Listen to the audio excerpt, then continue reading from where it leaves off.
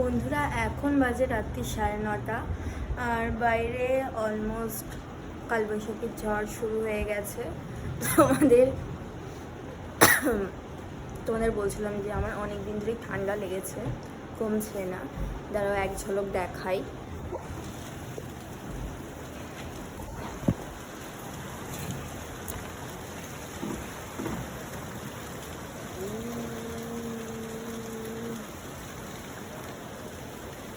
দেখছো আকাশের অবস্থা?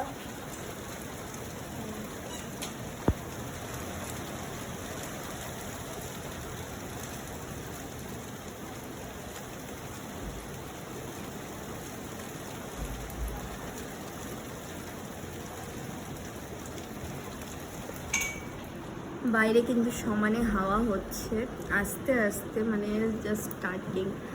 আর আমি এখানে বসে বাইরের দিকে তাকিয়ে রয়েছি।